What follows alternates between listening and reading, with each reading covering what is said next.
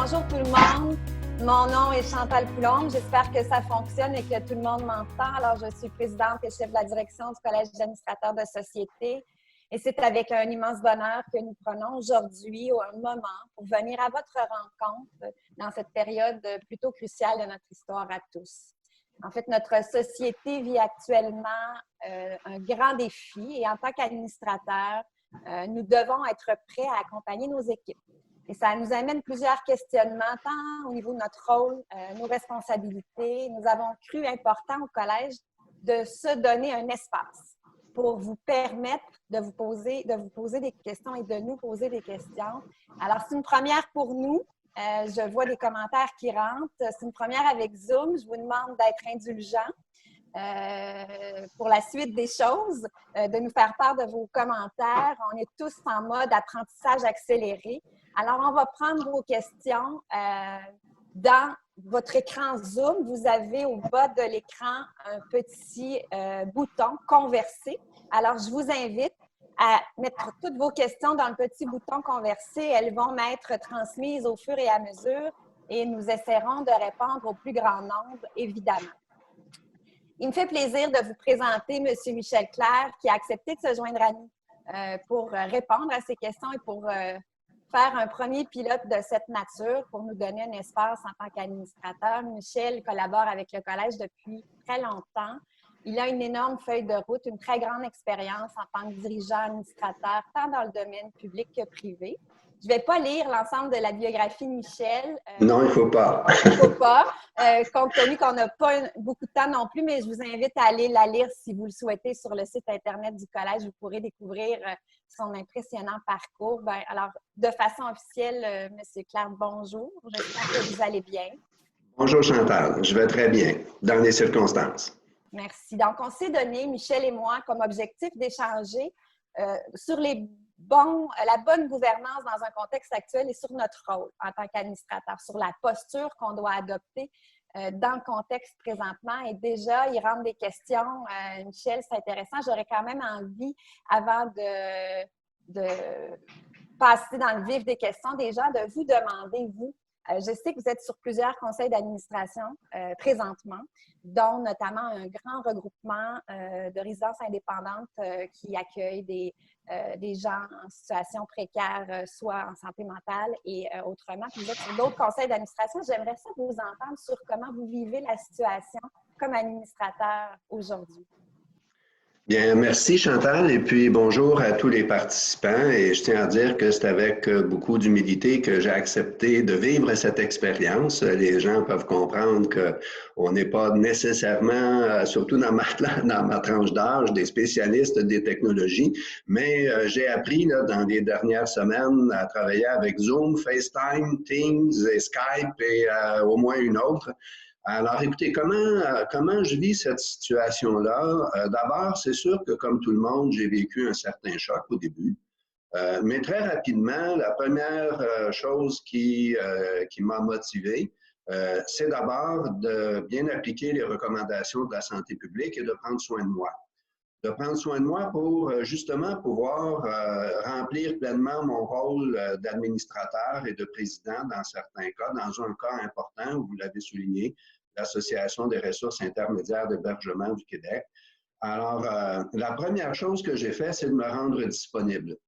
Et je dois dire que depuis le 13-14 mars dernier, je dirais qu'en me rendant disponible auprès des 6 organisations avec lesquelles je travaille, eh bien, j'y consacre à peu près 75% de mon temps.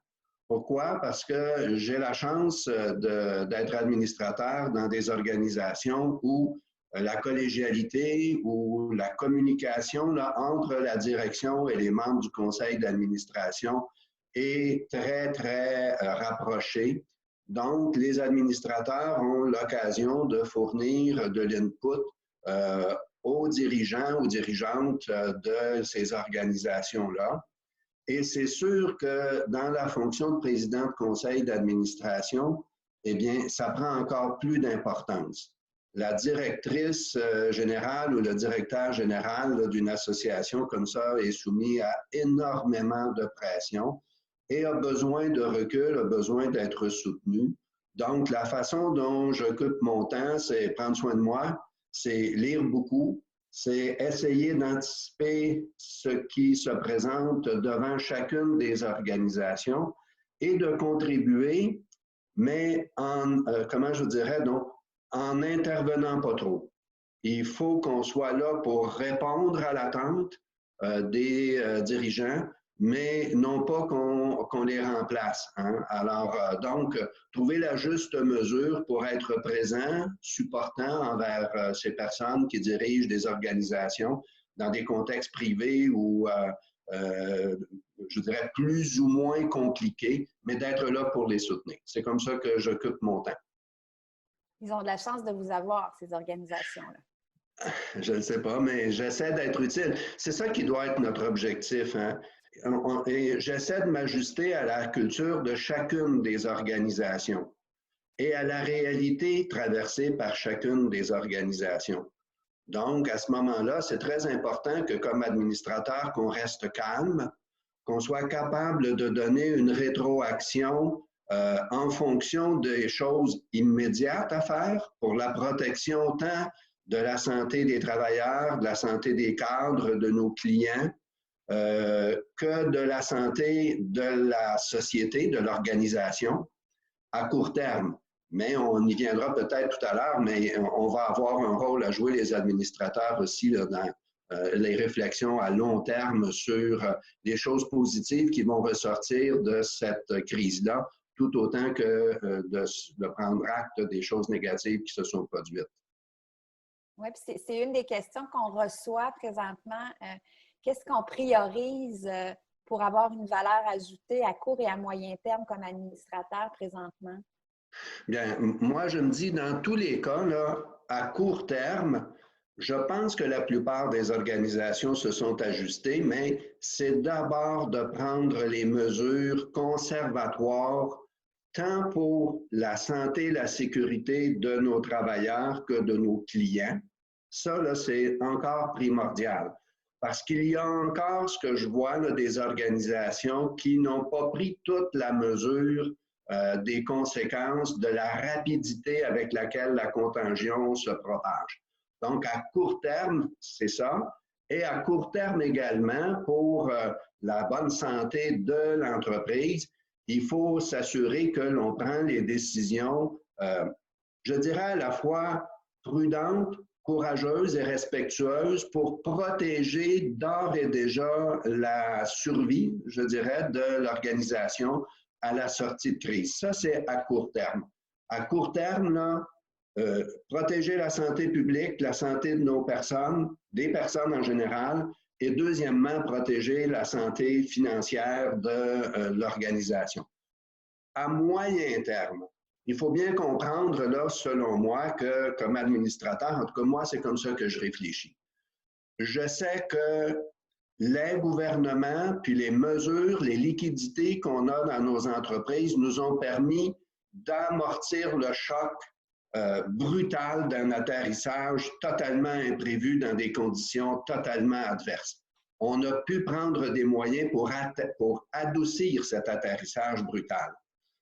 Mais on sait qu'il va y avoir des conséquences économiques majeures.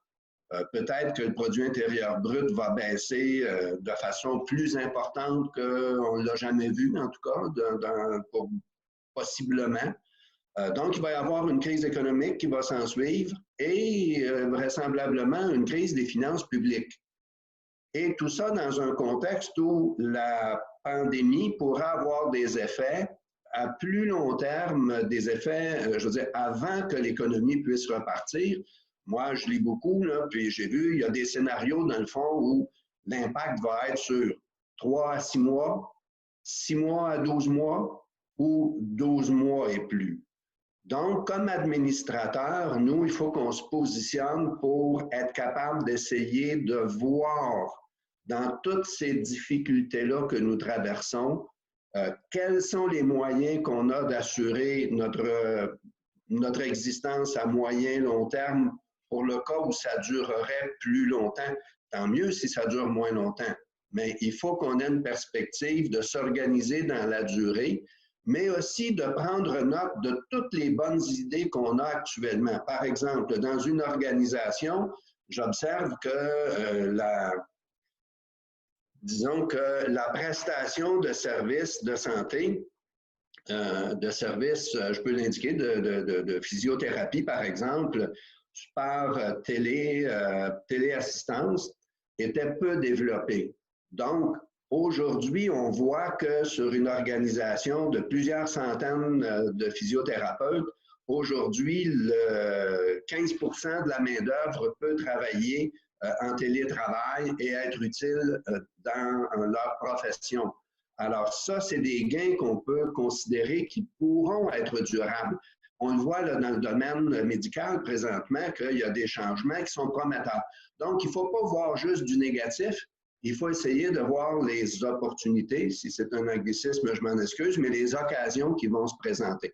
C'est comme ça qu'il faut, je pense, réfléchir à court et moyen long terme. Vous voyez, je reçois une question où on me demande justement si on a dans cette veille-là qu'on nous conseille de faire pour possiblement accompagner l'organisation à sortir de la crise quand ce sera le temps venu. On a des bonnes idées maintenant, on trouve des choses maintenant.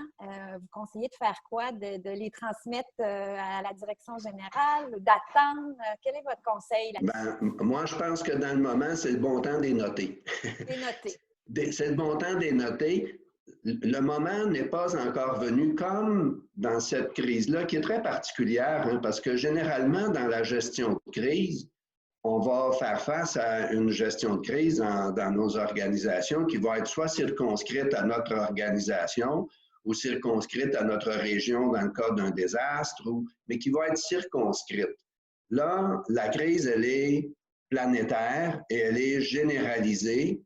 Et comme il n'y a pas vraiment de précédent pour la population actuelle d'expérience, eh bien, c'est difficile de voir à quel moment la crise internationale va vraiment globalement prendre la courbe descendante. Donc aujourd'hui, au Québec, comme aux États-Unis d'Amérique, il ne faut pas oublier ce qui se passe de ce côté-là de la frontière, la crise est encore en croissance. Elle n'est pas encore en décroissance. Mais on peut d'ores et déjà observer des choses positives qui vont en ressortir et c'est le bon moment de les noter. Par exemple, on sait tous que sur le plan de la gouvernance, on voit bien, moi en tout cas, puis je suis certain que beaucoup d'autres de nos participants font ça, là. La participation à des réunions de conseil plus fréquentes par moyen du type de celui qu'on utilise aujourd'hui, ça va être des éléments positifs qui peuvent rapprocher la direction des membres du conseil d'administration et solidifier cette équipe-là.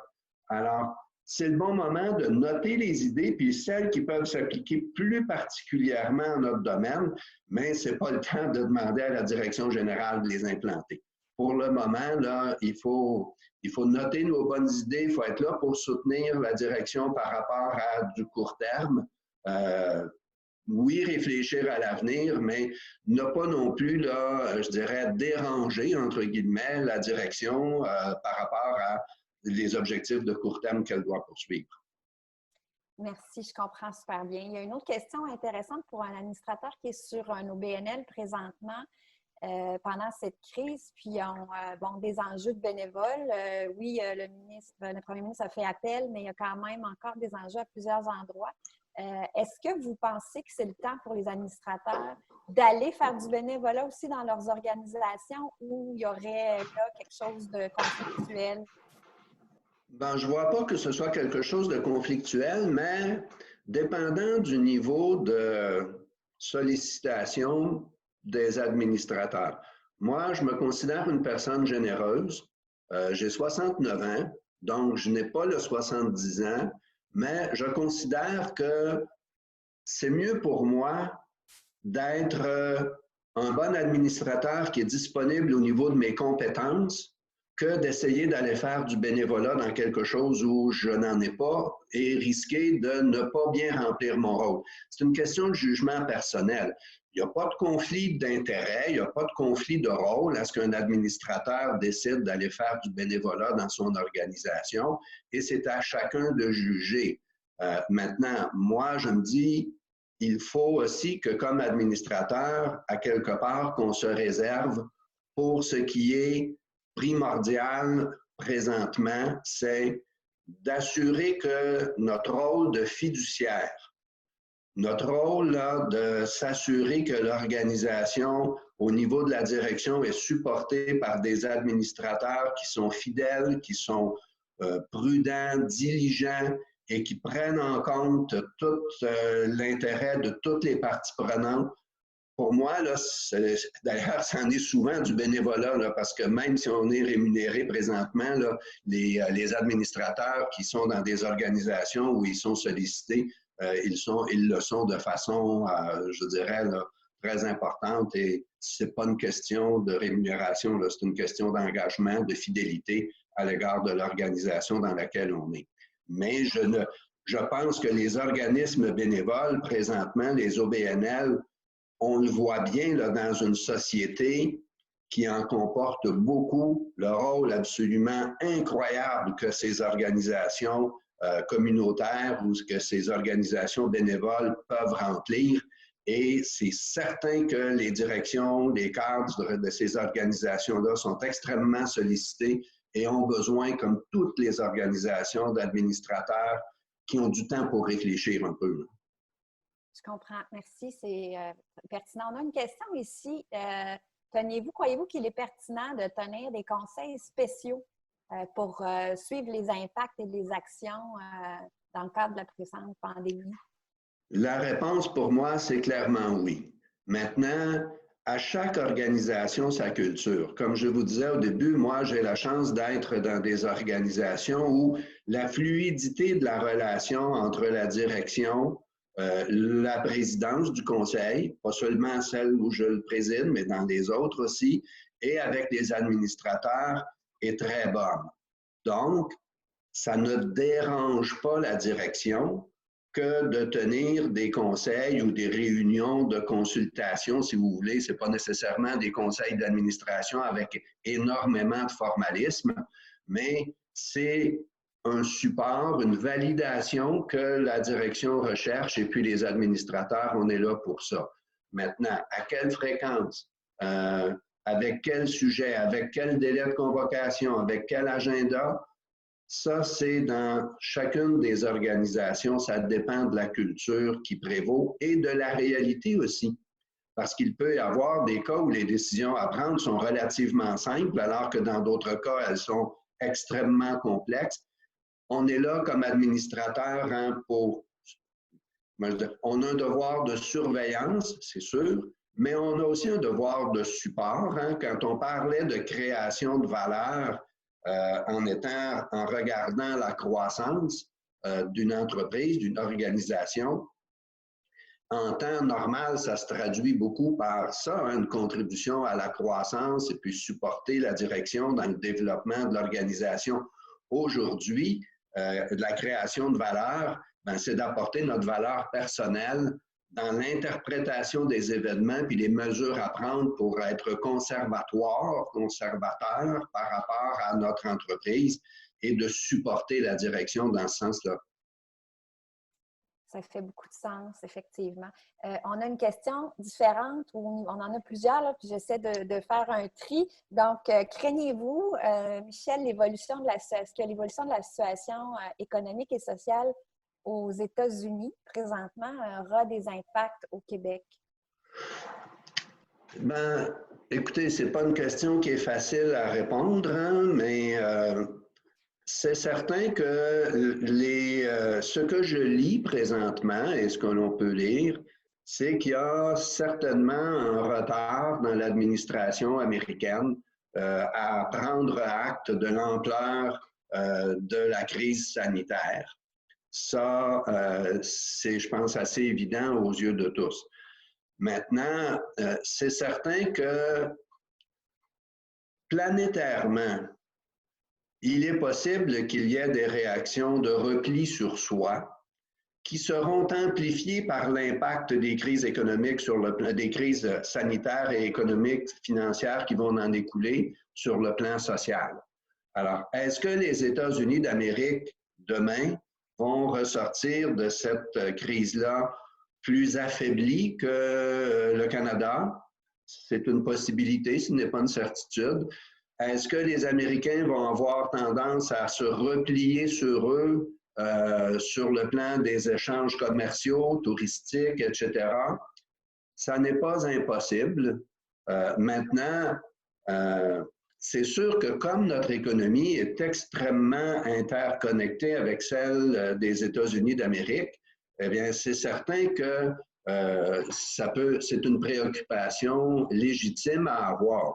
Maintenant, quand je disais tout à l'heure que comme administrateur, on peut réfléchir d'ores et déjà sur l'après-crise, eh bien, c'est certain que l'importance du marché local pour beaucoup d'entreprises va peut-être, et marché local, j'entends le marché québécois et le marché canadien, l'importance du marché canadien va peut-être prendre de l'ampleur par rapport à ce qu'on vivait précédemment, au moins pour un certain temps.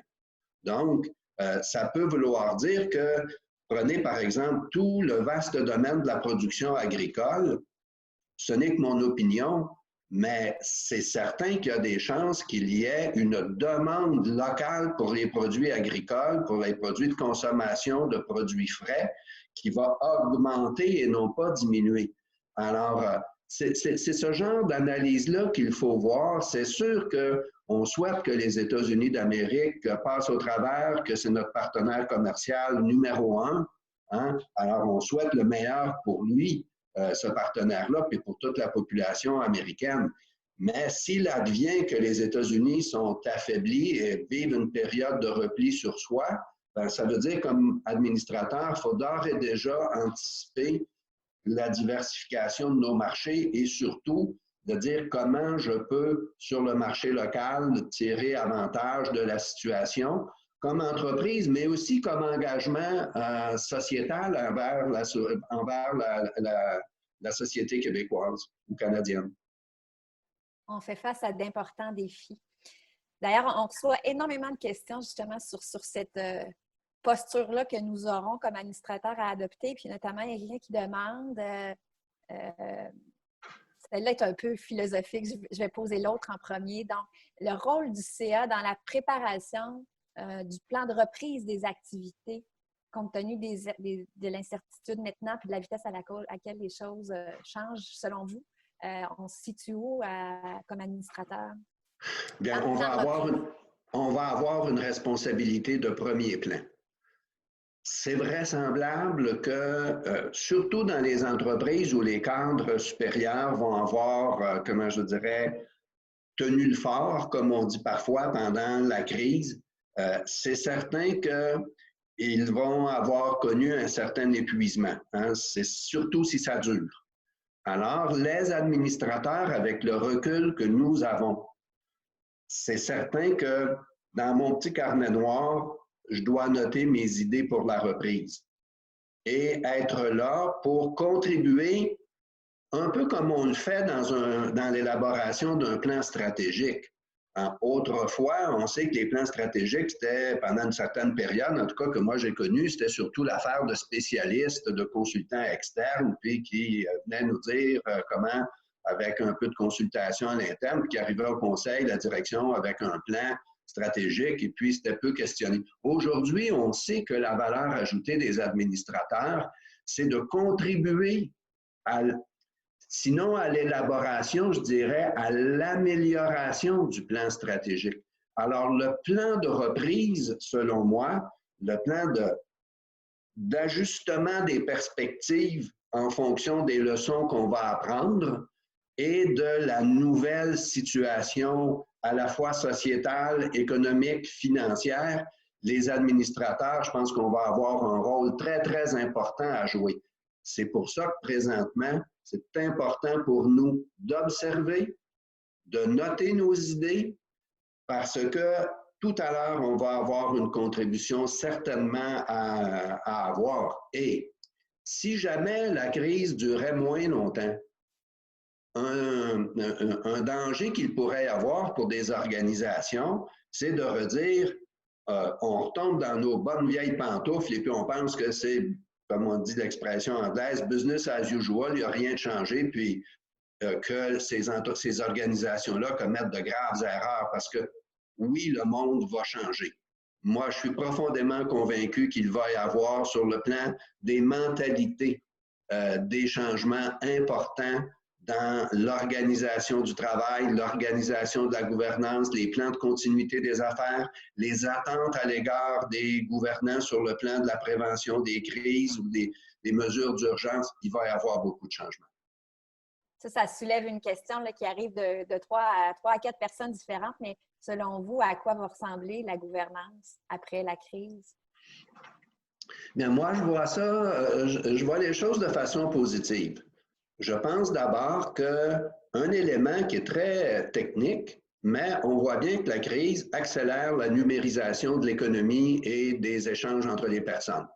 Alors, donc, je pense que tant pour des raisons d'apprentissage technologique, de rapidité de la communication, de fréquence de la communication, je pense que la gouvernance d'entreprise va être impactée positivement à cet égard-là par la crise. Parce que, d'abord, tous les administrateurs qui sont là vont avoir traversé avec la direction une période intense de préoccupation, d'inquiétude, d'analyse, de réflexion et de décision. Donc, je pense, moi, que la crise, ça va être une occasion de solidifier la gouvernance des organisations. Et comme je le disais dans ma chronique, hein, moi, je suis de ceux qui sont convaincus que la stabilité, la survie des pays, comme des organisations à but lucratif ou sans but lucratif, c'est la qualité de la gouvernance qui est déterminante. Donc, je pense que, moi, la gouvernance des organisations va sortir renforcée pour les organisations qui vont avoir vraiment vécu la crise, je vous dirais, avec un minimum de cohésion.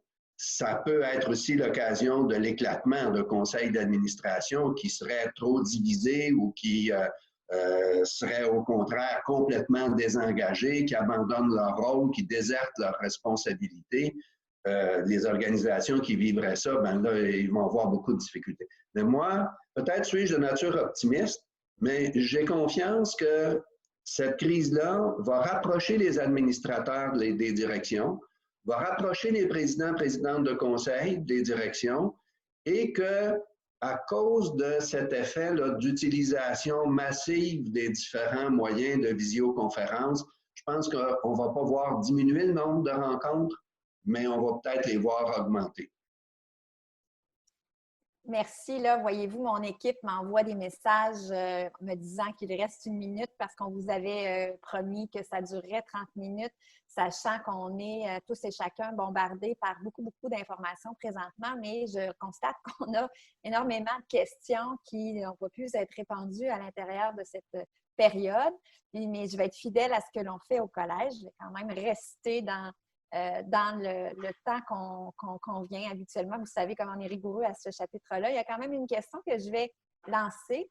Monsieur Clerc, je vais tricher, là. Pardonnez-moi, l'équipe des communications du collège. Je vais vous donner 2-3 minutes pour y répondre et on clôturera ensuite. Donc, et on verra comment on pourra travailler pour répondre à l'ensemble des questions qui ont été soumises et auxquelles on n'a pas pu s'attarder. Mais il y a une question qui est philosophique qui dit « Dans l'incertitude, en fait, comme l'incertitude est la seule certitude présentement, c'est le temps d'identifier les vrais essentiels pour nos organisations.